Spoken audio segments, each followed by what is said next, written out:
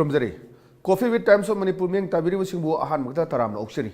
ꯉꯁꯤ ꯑꯩꯈꯣꯏꯅ ꯎꯅꯖꯒꯗꯧꯔꯤꯕꯁꯤ ꯃꯔꯨꯑꯣꯏꯅ ꯃꯅꯤꯄꯨꯔꯗ ꯇꯣꯉꯥꯟꯕ ꯐꯧ ꯃꯈꯜꯁꯤꯡ ꯏꯟꯗꯤꯖꯤꯅꯁꯀꯤ ꯑꯣꯏꯕ ꯐꯧꯁꯤꯡ ꯌꯣꯛꯈꯠꯅꯕ ꯑꯃꯗꯤ ꯇꯣꯉꯥꯟꯕ ꯐꯧ ꯃꯈꯜꯁꯤꯡ ꯄꯨꯊꯣꯛꯅꯕ ꯍꯣꯠꯅꯕꯗ ꯑꯆꯧꯕ ꯊꯧꯗꯥꯡ ꯌꯥꯎꯔꯤꯕ ꯂꯣꯏꯅꯅ ꯚꯥꯔꯠ ꯁꯔꯀꯥꯔꯅꯁꯨ ꯑꯁꯤꯒꯨꯝꯕ ꯏꯟꯗꯤꯖꯤꯅꯁꯀꯤ ꯑꯣꯏꯕ ꯄꯣꯠꯂꯝꯁꯤꯡ ꯌꯣꯛꯈꯠꯅꯕ ꯍꯣꯠꯅꯕꯒꯤꯗꯃꯛꯇ ꯑꯗꯨꯒꯨꯝꯕ ꯑꯦꯋꯥꯔꯗ ꯄꯤꯗꯨꯅ ꯏꯀꯥꯏ ꯈꯨꯝꯅꯈ꯭ꯔꯕ ꯄꯤ ꯗꯦꯕꯀꯥꯟꯇꯅꯤ ꯑꯃꯗ ꯇꯥꯃꯣ ꯇꯔꯥꯝꯅ ꯑꯣꯛꯆꯔꯤ ꯃꯔꯨꯑꯣꯏꯅ ꯑꯩꯈꯣꯏ ꯇꯥꯏꯝꯁ ꯑꯣꯐ ꯃꯅꯤꯄꯨꯔꯒꯤ ꯑꯍꯥꯟꯕ ꯄ꯭ꯔꯥꯏꯚꯦꯠ ꯁꯦꯇꯤꯂꯥꯏꯠ ꯆꯦꯅꯦꯜꯁꯤ ꯍꯧꯈꯤꯕ ꯑꯣꯛꯇꯣꯕꯔꯒꯤ ꯇꯥꯡ 2ꯗ ꯃꯅꯤꯄꯨꯔꯒꯤ ꯆꯤꯞ ꯃꯤꯅꯤꯁꯇꯔꯅ ꯂꯣꯟꯆ ꯇꯧꯕꯤꯗꯅ ꯏꯅꯣꯒ꯭ꯔꯦꯠ ꯇꯧꯕꯤꯗꯅ ꯉꯁꯤ ꯊꯥ ꯑꯃ ꯍꯦꯟꯖꯜꯂꯛꯑꯦ ꯇꯣꯉꯥꯟꯕ ꯃꯅꯤꯄꯨꯔꯒꯤ ꯂꯩꯖꯔꯤꯕ ꯅꯥꯠ ꯀꯜꯆꯔ ꯑꯃꯗꯤ ꯑꯇꯩ ꯁ꯭ꯄꯣꯔꯠꯁꯀꯤ ꯂꯝ ꯀꯌꯥꯁꯤ ꯄ꯭ꯔꯤꯊꯤꯕꯤ ꯃꯐꯝ ꯀꯌꯥꯗ ꯈꯪꯍꯟꯅꯕꯒꯤ ꯄꯥꯟꯗꯝꯗ ꯑꯗꯨꯒꯨꯝꯕ ꯂꯝꯖꯤꯡꯕ ꯒ꯭ꯔꯨꯞꯅ ꯍꯥꯏꯔꯤꯕ ꯁꯦꯇꯤꯂꯥꯏꯠ ꯆꯦꯅꯦꯜ ꯑꯁꯤ ꯍꯧꯈꯤꯕ ꯑꯣꯛꯇꯣꯕꯔ 2ꯗ ꯑꯩꯈꯣꯏ ꯂꯣꯟꯆ ꯇꯧꯈꯤꯕꯅꯤ ꯁꯤꯒꯨꯝꯕ ꯆꯦꯅꯦꯜ ꯑꯃ ꯃꯅꯤꯄꯨꯔꯗ ꯑꯍꯥꯟꯕ ꯂꯣꯟꯆ ꯇꯧꯔꯛꯄꯁꯦ ꯁꯤꯗ ꯃꯅꯤꯄꯨꯔꯤ ꯑꯃ ꯑꯣꯏꯅ ꯇꯥꯃꯣ ꯀꯔꯤ ꯐꯥꯎꯕꯤꯅ ꯍꯥꯏꯕꯤꯌꯨ ꯃꯁꯤ ꯑꯩꯒꯤ ꯋꯥꯈꯜꯗ ꯌꯥꯝ ꯅꯨꯡꯉꯥꯏ ꯌꯥꯝꯅ ꯑꯐꯕ ꯑꯩꯈꯣꯏꯒꯤ ꯇꯨꯡꯒꯤ ꯑꯩꯈꯣꯏꯒꯤ ꯃꯅꯤꯄꯨꯔ ꯖꯥꯇꯤꯒꯤ ꯑꯣꯏꯅ ꯌꯥꯝꯅ ꯃꯌꯦꯛ ꯃꯁꯛ ꯅꯥꯏꯗꯕ ꯀꯩꯅꯣ ꯑꯃ ꯂꯩꯍꯧꯔꯒꯅꯦꯅ ꯈꯜꯂꯤ ꯃꯔꯝꯗꯤ ꯑꯩꯈꯣꯏꯁꯤ ꯃꯤꯅ ꯃꯁꯛ ꯈꯪꯗꯦꯕ ꯍꯥꯟꯅ ꯈꯔ ꯈꯪꯕꯗ ꯁꯤꯒꯤ ꯁꯦꯇꯤꯂꯥꯏꯠ ꯆꯦꯅꯦꯜ ꯑꯅꯧꯕ ꯑꯃ ꯏꯟꯇꯔꯅꯦꯁꯅꯦꯜ ꯂꯦꯚꯦꯜꯗ ꯄꯨꯊꯣꯔꯛꯄ ꯍꯥꯏꯕꯁꯤ ꯑꯩꯈꯣꯏ ꯂꯝꯗꯝꯁꯤ ꯌꯥꯝ ꯆꯥꯎꯊꯣꯛꯆꯅꯤꯡꯉꯥꯏꯅꯤ ꯌꯥꯝ ꯅꯨꯡꯉꯥꯏꯖꯩ ꯇꯥꯃꯣ ꯑꯗꯨꯒꯨꯝꯕ ꯂꯝꯖꯤꯡꯕ ꯒ꯭ꯔꯨꯞꯅ ꯍꯣꯠꯅꯖꯔꯤꯕꯁꯤ ꯊꯥꯒꯠꯄꯤꯕ ꯃꯅꯤꯄꯨꯔꯗ ꯇꯥꯃꯣ ꯑꯩꯈꯣꯏꯁꯤ ꯇꯣꯉꯥꯟꯕ ꯐꯧ ꯃꯈꯜꯁꯤꯡꯁꯤ ꯑꯩꯈꯣꯏ ꯂꯥꯏꯅ ꯄꯤꯔꯝꯕꯅꯤ ꯍꯥꯏꯕꯒꯤ ꯊꯥꯖꯕ ꯑꯗꯨꯝꯕ ꯂꯩꯅꯔꯤꯕꯅꯤ ꯃꯔꯝꯗꯤ ꯑꯩꯈꯣꯏ ꯁꯤꯗ ꯐꯪꯗꯕ ꯑꯗꯨꯒ ꯑꯇꯣꯞꯄꯗ ꯑꯩꯈꯣꯏꯒꯤ ꯂꯩꯇꯕ ꯃꯌꯥꯝ ꯑꯃ ꯑꯩꯈꯣꯏ ꯃꯅꯤꯄꯨꯔꯁꯤꯗ ꯐꯪꯉꯤ ꯃꯔꯨꯑꯣꯏꯅ ꯑꯩꯈꯣꯏ ꯇꯥꯃꯣꯅ ꯍꯣꯠꯅꯕꯤꯕꯁꯤ ꯑꯩꯈꯣꯏ ꯐꯧꯁꯤꯗꯅꯤ ꯐꯧ ꯃꯈꯜ ꯀꯌꯥꯃꯨꯛꯁꯤ ꯍꯧꯖꯤꯛ ꯄꯨꯊꯣꯛꯄꯤꯔꯦ ꯑꯗꯨꯒ ꯆꯥꯛꯍꯥꯎꯁꯦ ꯀꯃꯥꯏꯅ ꯇꯧꯗꯅ ꯑꯩꯈꯣꯏꯅ ꯏꯟꯇꯔꯅꯦꯁꯅꯦꯜꯂꯤ ꯌꯥꯝꯅ ꯄꯥꯝꯅꯕ ꯑꯗꯨꯒ ꯍꯛꯆꯥꯡꯗꯁꯨ ꯌꯥꯝ ꯀꯥꯟꯅꯕ ꯑꯣꯏꯔꯤꯕ ꯆꯥꯛꯍꯥꯎꯁꯦ ꯃꯁꯤ ꯌꯣꯛꯈꯠꯅꯕ ꯀꯔꯤ ꯍꯣꯠꯅꯕꯤꯔꯤꯅ ꯊꯝꯕꯤꯌꯨ ꯆꯥꯛꯍꯥꯎ ꯍꯥꯏꯔꯒ ꯌꯥꯝꯅ ꯅꯨꯡꯉꯥꯏꯔꯤꯁꯦ ꯑꯩꯈꯣꯏꯁꯤ ꯆꯥꯛꯍꯥꯎꯁꯦ ꯑꯉꯧꯕ ꯑꯃꯨꯕ ꯑꯉꯥꯡꯕ ꯑꯍꯥꯟꯕꯗ ꯑꯩꯈꯣꯏ ꯈꯪꯉꯤ ꯆꯥꯛꯍꯥꯎ ꯍꯥꯏꯔꯒ ꯃꯔꯨꯑꯣꯏꯅ ꯑꯩꯈꯣꯏ ꯑꯃꯨꯕ ꯃꯈꯜꯁꯤ ꯈꯛꯇꯅꯤ ꯃꯁꯤꯁꯨ ꯑꯃꯨꯛ ꯆꯥꯛꯍꯥꯎ ꯍꯥꯏꯗꯅ ꯆꯥꯛꯍꯥꯎꯁꯤꯗ ꯑꯃꯨꯛ ꯑꯍꯥꯟꯕꯗ ꯈꯪꯉꯤꯁꯤ ꯈꯔ ꯑꯃꯅ ꯄꯣꯏꯔꯩꯇꯣꯟ ꯍꯥꯏ ꯈꯔ ꯑꯃꯅ ꯑꯃꯨꯕꯤ ꯍꯥꯏ ꯀꯅꯥꯒꯨꯝꯕ ꯑꯃꯅ ꯑꯃꯨꯕꯤ ꯍꯥꯏꯔꯦ ꯑꯃꯨꯕꯤ ꯑꯩꯁꯨ ꯆꯥꯛꯍꯥꯎ ꯑꯃꯨꯕꯤꯅꯤ ꯍꯥꯏ ꯀꯅꯥꯒꯨꯝꯕ ꯑꯃꯅ ꯄꯣꯏꯔꯩꯇꯣꯟ ꯊꯥꯔꯦ ꯑꯩꯁꯨ ꯄꯣꯏꯔꯩꯇꯣꯟꯅ ꯂꯣꯏ ꯍꯥꯏ ꯑꯗꯣ ꯍꯧꯖꯤꯛꯃꯛ ꯐꯥꯎꯗ ꯑꯩꯒꯤ ꯋꯥꯈꯜꯗ ꯄꯣꯏꯔꯩꯇꯣꯟꯅ ꯀꯔꯤꯅꯣ ꯑꯃꯨꯕꯤꯅ ꯀꯔꯤꯅꯣ ꯆꯥꯛꯍꯥꯎ ꯃꯈꯜꯁꯤ ꯀꯨꯟ ꯍꯦꯟꯅ ꯂꯩꯕꯗ ꯀꯅꯥꯅ ꯀꯔꯤꯅꯣ ꯍꯥꯏꯕꯁꯤ ꯃꯌꯦꯛ ꯁꯦꯡꯅ ꯈꯪꯉꯤꯁꯤ 10 ꯐꯥꯅ ꯂꯩꯔꯝꯒꯅꯦꯕ ꯑꯩꯒꯤ ꯋꯥꯈꯜ ꯊꯥꯖꯕ ꯋꯥꯠꯂꯤ ꯃꯅꯤꯄꯨꯔꯒꯤ ꯑꯣꯏꯅ ꯍꯥꯏꯗꯤ ꯃꯔꯝꯗꯤ ꯆꯥꯛꯍꯥꯎꯁꯤꯗꯩꯗ ꯃꯈꯜꯁꯤ ꯌꯥꯝꯃꯟꯈꯤꯗꯅ ꯑꯩꯈꯣꯏꯒꯤ ꯂꯥꯏꯕꯛ ꯌꯥꯝ ꯐꯕ ꯑꯃꯅ ꯑꯩꯈꯣꯏ ꯁꯤꯗ ꯐꯪꯉꯤꯕ ꯆꯥꯛꯍꯥꯎꯁꯤ ꯃꯤꯒꯤ ꯂꯝꯗ ꯑꯃꯨꯛ ꯐꯪꯗꯦꯕ ꯍꯥꯏꯗꯤ ꯃꯤꯒꯤ ꯂꯝꯗ ꯐꯪꯉꯤꯕ ꯆꯥꯛꯍꯥꯎꯗꯣ ꯑꯩꯈꯣꯏ ꯁꯤꯗꯁꯨ ꯐꯪꯉꯝꯃꯦꯕ ꯆꯥꯛꯍꯥꯎꯁꯦ ꯑꯩꯈꯣꯏ ꯁꯤꯗ ꯐꯪꯕꯁꯦ ꯑꯌꯥꯝꯕ ꯃꯈꯜ ꯑꯃꯨꯕ ꯃꯈꯜꯁꯤꯗ 10 ꯍꯦꯟꯅ ꯐꯪꯉꯦ 10 ꯍꯦꯟꯅ ꯐꯪꯕꯁꯤꯗ ꯃꯈꯜ 13 19 ꯃꯨꯛꯇꯤ ꯑꯩꯈꯣꯏꯒꯤ ꯀꯩꯅꯣ ꯃꯅꯝ ꯅꯨꯡꯁꯤꯕ ꯍꯥꯏꯇꯥꯔꯦ ꯃꯄꯥꯟ ꯂꯝꯒꯤ ꯑꯩꯈꯣꯏ ꯕꯥꯁꯃꯇꯤ ꯔꯥꯏꯁ ꯂꯩꯕ ꯁꯨꯃꯥꯏꯅ ꯑꯩꯈꯣꯏꯒꯤꯁꯨ ꯑꯦꯔꯣꯃꯥ ꯑꯗꯨꯝ ꯌꯥꯎꯏ ꯃꯅꯝ ꯅꯨꯡꯁꯤꯕ ꯑꯗꯨꯝ ꯂꯩ ꯃꯅꯝ ꯁꯨꯡꯅꯝ ꯅꯝꯗꯕ ꯆꯥꯛꯍꯥꯎꯁꯨ ꯃꯍꯥꯎꯗꯤ ꯌꯥꯝ ꯂꯩꯕ ꯑꯗꯨꯁꯨ ꯑꯗꯨꯝ ꯐꯪꯉꯤ ꯑꯗꯒꯤ ꯃꯔꯨꯑꯣꯏꯅ ꯑꯩꯈꯣꯏꯒꯤ ꯃꯅꯤꯄꯨꯔꯗ ꯂꯩꯕ ꯃꯅꯤꯄꯨꯔꯤꯁꯤꯡꯅ ꯑꯩꯈꯣꯏꯅ ꯄꯥꯝꯃꯤꯕꯁꯤꯗꯤ ꯀꯔꯝꯕ ꯆꯥꯛꯅꯣ ꯀꯔꯝꯕ ꯆꯥꯛꯍꯥꯎꯅ ꯑꯩꯈꯣꯏꯗ ꯊꯣꯠꯄ ꯃꯁꯤꯒꯤ ꯃꯈꯜꯁꯤꯡꯁꯨ ꯂꯣꯏꯅ ꯐꯪꯉꯤ ꯊꯣꯠꯇꯕꯁꯨ ꯑꯗꯨꯝ ꯐꯪꯉꯤ ꯑꯩꯈꯣꯏꯁꯤꯗ ꯆꯥꯛꯍꯥꯎꯁꯦ ꯑꯗꯩ ꯑꯉꯧꯕꯗꯗꯤ ꯃꯅꯤꯄꯨꯔꯗ ꯑꯩꯅ ꯊꯦꯡꯅꯖꯕ ꯉꯁꯤ ꯐꯥꯎꯗ ꯆꯍꯤ 14-15 ꯆꯥꯛꯍꯥꯎ ꯑꯉꯧꯕ ꯑꯃꯨꯕ ꯑꯉꯥꯡꯕ ꯃꯁꯤ ꯃꯌꯥꯝ ꯄꯨꯟꯁꯤꯗ 150 ꯊꯦꯡꯅꯔꯦ ꯆꯥꯛꯍꯥꯎ ꯑꯉꯧꯕꯁꯤꯗ ꯃꯈꯜ ꯈ꯭ꯋꯥꯏꯗꯒꯤ ꯌꯥꯝꯃꯤ ꯆꯥꯛꯍꯥꯎ ꯑꯉꯧꯕꯗꯁꯨ ꯃꯅꯝ ꯅꯨꯡꯁꯤꯕꯤ ꯅꯨꯡꯁꯤꯗꯕꯤ ꯌꯥꯝ ꯅꯞꯄꯤ ꯑꯗꯒꯤ ꯑꯍꯥꯟꯕꯗ ꯑꯩ ꯌꯥꯝ ꯅꯨꯡꯉꯥꯏꯕ ꯋꯥꯔꯤ ꯑꯃ ꯂꯩ ꯍꯥꯏꯗꯤ ꯑꯩꯈꯣꯏꯒꯤ ꯃꯩꯇꯩꯒꯤ ꯆꯥꯛꯍꯥꯎ ꯑꯉꯧꯕꯁꯤ ꯀꯔꯝꯕꯅꯣ ꯈꯪꯗꯅ ꯍꯩꯇꯨꯞ ꯐꯧꯁꯤ ꯀꯩꯅꯣ ꯈꯪꯗꯅ ꯍꯩꯇꯨꯞ ꯐꯧꯗꯨ ꯌꯥꯝ ꯅꯞꯄꯅꯤ ꯆꯥꯛꯍꯥꯎꯅꯤ ꯈꯪꯗꯕ ꯃꯇꯝꯗꯨꯗꯤ ꯑꯉꯥꯡ ꯑꯣꯏꯔꯤꯕꯅ ꯍꯩꯇꯨꯞ ꯐꯧꯁꯤ ꯆꯥꯛꯍꯥꯎ ꯑꯣꯏꯔꯝꯃꯦꯕ ꯃꯥꯒꯤ ꯅꯞꯄꯒꯤ ꯆꯥꯡ ꯑꯩꯈꯣꯏꯒꯤ ꯀꯩꯅꯣꯁꯤ ꯀꯌꯥꯃꯨꯛ ꯌꯥꯝ ꯅꯞꯀꯦꯗ ꯆꯥꯛꯁꯤ ꯄꯨꯈꯝꯗ ꯊꯤꯗꯣꯛꯑ ꯊꯝꯃꯒ ꯉꯥꯏꯍꯥꯛ ꯂꯩꯔꯒ ꯄꯨꯈꯝꯁꯤ ꯃꯊꯛ ꯑꯣꯟꯕ ꯃꯇꯝꯗ ꯆꯥꯛꯇꯨ ꯇꯥꯗꯦꯕ ꯑꯗꯨꯃꯥꯏꯅ ꯇꯧꯅ ꯃꯗꯨꯒꯤ ꯑꯉꯧꯕꯗꯨꯅ ꯀꯔꯤ ꯀꯥꯟꯅꯔꯤꯒꯦꯗꯨꯗꯤ ꯈꯪꯗ꯭ꯔꯦ ꯑꯗꯨꯒ ꯃꯔꯨꯑꯣꯏꯅ ꯄ꯭ꯔꯤꯊꯤꯕꯤꯒꯤ ꯂꯩꯕꯥꯛ ꯃꯌꯥꯝꯅ ꯍꯧꯖꯤꯛ ꯄꯥꯝꯅꯔꯤꯁꯤ ꯑꯃꯨꯕꯒ ꯑꯉꯥꯡꯕꯒꯁꯤꯅꯤ ꯑꯦꯟꯊꯣꯁꯥꯏꯅꯤꯟ ꯌꯥꯎꯋꯦ ꯍꯥꯏꯕ ꯍꯛꯆꯥꯡꯗ ꯑꯦꯟꯇꯤ ꯀꯦꯟꯁꯔꯁ ꯑꯣꯏꯕ ꯁꯕꯁꯇꯦꯟꯁ ꯌꯥꯎꯋꯦ ꯁꯤꯗꯤ ꯂꯣꯏꯅ ꯈꯪꯅꯔꯦ ꯑꯗꯩ ꯍꯥꯔꯠꯀꯤ ꯀꯥꯟꯅꯩ ꯑꯗꯒꯤ ꯗꯥꯏꯕꯦꯇꯤꯁꯀꯤ ꯀꯥꯟꯅꯩꯁꯦ ꯃꯁꯤꯗꯤ ꯃꯣꯏ ꯁꯥꯏꯟꯇꯤꯁꯁꯤꯡꯅ ꯍꯥꯏꯕ ꯋꯥꯅꯤ ꯑꯩꯈꯣꯏꯅ ꯃꯣꯏꯅ ꯍꯥꯏꯔꯀꯥꯟꯗ ꯑꯩꯈꯣꯏꯁꯨ ꯈꯪꯕꯒꯤ ꯋꯥꯅꯤ ꯑꯉꯥꯡꯕ ꯑꯗꯒꯤ ꯃꯤꯅ ꯍꯥꯏꯔꯦ ꯕ꯭ꯔꯥꯎꯟ ꯔꯥꯏꯁ ꯍꯥꯏꯔꯦ ꯑꯃꯨꯛ ꯆꯥꯛꯁꯦ ꯕ꯭ꯔꯥꯎꯟ ꯔꯥꯏꯁ ꯍꯥꯏꯁꯤꯗꯤ ꯀꯩꯁꯨ ꯅꯠꯇꯦ ꯑꯩꯈꯣꯏꯅ ꯆꯥꯔꯤꯕ ꯆꯦꯡ ꯑꯉꯧꯕꯁꯤꯡꯁꯤ ꯕ꯭ꯔꯥꯎꯟ ꯔꯥꯏꯁ ꯉꯥꯛꯇꯅꯤ ꯆꯥꯃꯥꯡ ꯊꯛꯄ ꯃꯇꯝꯗ ꯃꯁꯤ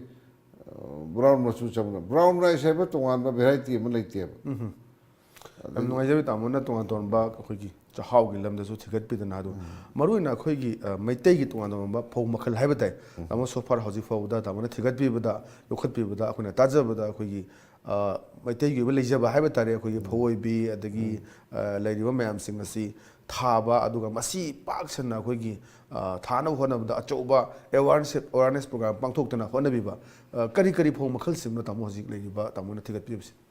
Manipur chinga tonga chi maroi na koi tampak ta tharamba thaina ge ahau phok ching tampak ta kya thana gidre tampak ta hojik thana si tampak ki khoina lawpari lakam hen ne na khan mesti ta mesti le si lawpari punna tara kun ki chang ji thaina gi pai phugi phok jing kha thana ri se tawthabi dong tawthabi angau wen ne tawthabi angau hi almost extinct ne Langpo, Laipo guys no wild. Yanunga si Fogi origin si wild the Gilapandre. Wild rice, a quick big harvest says the wild rice, Makalmani Mangapanga. Se Kudamana, Wainuchara Manbi, Laipo, Mursi, even Kanu Bakaljiba, Topa, Makalam Galeri. Jara na kar manada kar pami ro wild rice prithvi ki leba khudi mung loi pamne pamna basi akoi se lok pu ngamdre ken mana hanba khuda mana ai try se phanam tor maru se lok ken maru lok no na da wild rice 1 kilo phang no na 4 kilo phang no na ba Lopuri manga tara de khom ta ba han ki nim na han ba maram ni ma nu si kitang chile phausi pal e pan ge ma si di sereng am na khoi polythene transplant nam usala tham je usala thamur ga jo phaudu se eta sa ta phawang ma ta ta ngaram bi adu no ne khoi pai pus na khoi ba line pi ne je ba si isa na ya ni ai tai ai di har potu atopu phau variety ma usal tham to ke si to di madu Mapan sala pan ba horku matamda khon upsada thamgi baisi adu yesala thambi ba katani nusi sila ka na hi kele so do kenjana ba na adu madu da success rate sam manung da 10% ka sam manung 10% adu di failure ke samane hajar amma wild rice phangna bhona ba yam wagi wild rice chi phanam extinct soy oro pai pum pi ba phau sing ji khudamoina atop topa se koi tawthabi mulle ga tawthabi mutte tawthabi si chaga dabni red rice hakchang syam phaba tawthabi chara kalle gi ipai pui wari dum leibani dum se example na have the siren mainu ga na koi thaina ya phaba restaurant ga basa kan ma tawthabi chingi sakchi seromori adu na thoma ching the seromori chai harin kanbugi changji bobo ado hojikta chakhol begani sinu red rice phai nam hare mani mani oi matabadu de koi begani ko ba scientific ko ba kenu de theory lem ga su koi kenu si phai si khangna re hajar maruina damo handa bharat sarkar na koi mang sei da koi award pibi re se maruina karamba tamona indigenous folk sing asi yokhana bo honna begrana takara kari ground na kamai torokana madu participant to be the kind award se pirak puno tamon anu panbi no masigi si 2011 12 which is protection of plant varieties and farmers right authority tagi official Manipur lai central agriculture university da matamada da koi retired din oza any boton na din odi professor jm lastum hoji present din sinamana plant breeding head odi मन कौरे अमत लावना मतलब तो ऐसी Bishanpur district की तबुल खजमा शायद फार्मर्सिंग की करना कोई discussion है तो कोई मुझे इंडिजिनस था तो कॉर्पोरेट तो वजह ना करना अमत लागती है दी वजह कई दौर के हैं इसमें तो ना दिल्ली थी मेरे नंग याव तो थी भाई बाप तादरे ने कई उन्होंने वजह कोई लंबी न करी उन्होंने तंग ताना दिया तो हम ले अमत लावने हैं चल चलकानो उनरकानदी मरुन मोइना पामे चाहाव गिदम त लाको रमे सैदा कई रंग चाहाव कता है जे अखोई नेस्टिस वैरायटी हम नहीं ना है ना ꯑꯃ ꯑꯗꯨꯏꯗꯤ ꯀꯔꯤ ꯀꯩ ꯂꯩꯒꯦ ꯆꯥꯎꯗꯅ ꯑꯩꯈꯣꯏ ꯃꯅꯤꯄꯨꯔꯗ ꯑꯩꯈꯣꯏ ꯐꯧ ꯃꯈꯜ ꯆꯍꯨꯝ ꯍꯦꯟꯅ ꯐꯪꯉꯤꯅ ꯃꯁꯤ ꯐꯧ ꯃꯈꯜ ꯆꯍꯨꯝꯒꯤ ꯐꯪꯉꯤ ꯍꯥꯏꯕꯒꯤ ꯂꯥꯏꯔꯤꯛꯁꯤ ꯑꯩꯈꯣꯏꯒꯤ ꯑꯣꯖꯥ M Rohini Kumar Maibam Rohini Kumar retired director of research Central Agricultural University ꯃꯥꯅ ꯂꯥꯏꯔꯤꯛ ꯑꯃ ꯐꯣꯡꯕꯤꯔꯝꯃꯦ ꯔꯥꯏꯖꯝ ꯄ꯭ꯂꯖꯝ ꯑꯣꯐ ꯃꯅꯤꯄꯨꯔꯅ ꯃꯗꯨ ꯄꯥꯔꯨꯕꯗ ꯑꯩꯁꯦ ꯉꯥꯎꯕ ꯑꯃꯨꯛ ꯍꯦꯟꯈ꯭ꯔꯦꯕ ꯑꯍꯥꯟꯕꯗꯗꯤ ꯇꯁꯦꯡꯅ ꯑꯩꯒꯤ ꯂꯧꯐꯝꯗ ꯊꯥꯖꯔꯝꯕꯁꯤ ꯐꯧ ꯃꯈꯜ ꯃꯔꯤ ꯈꯛꯇꯅꯤ ꯆꯪꯂꯩꯅꯦ ꯐꯧꯔꯦꯟ ꯃꯨꯕꯤꯅꯦ ꯐꯧꯗꯨꯝꯅꯦ ꯑꯗꯒꯤ ꯑꯩꯈꯣꯏꯒꯤ ꯆꯥꯎ ꯄꯣꯏꯔꯩꯇꯣꯟ ꯃꯈꯜ ꯃꯔꯤ ꯊꯥꯔꯝꯃꯤ ꯑꯗꯨ ꯂꯥꯏꯔꯤꯛꯇꯨ ꯄꯥꯔꯨꯕꯗꯩꯗꯤ ꯃꯊꯪ ꯆꯍꯤꯗꯩꯗꯤ ꯐꯧ ꯃꯈꯜ 10 ꯊꯥꯔꯛꯑꯦ ꯀꯨꯝꯕꯤꯁꯤ ꯊꯤꯕꯗꯅ ꯈ꯭ꯋꯥꯏ ꯋꯥꯔꯤꯁꯦ ꯀꯨꯝꯕꯤꯁꯤꯗꯤ ꯆꯍꯤ 10 ꯆꯪꯉꯤ ꯀꯨꯝꯕꯤ ꯊꯤꯕꯁꯦ ꯑꯗꯨ ꯀꯣꯟꯅ ꯃꯈꯜ 10 ꯊꯥꯕꯁꯤꯗꯒꯤ ꯃꯥꯅ ꯑꯗꯨꯗꯤ ꯅꯪꯗꯤ ꯀꯌꯥꯝ ꯊꯥꯏ 10 ꯊꯥꯏ ꯌꯦꯡꯒꯦ ꯍꯥꯏꯅ ꯊꯥꯖꯗꯕꯖꯥꯠꯅꯤ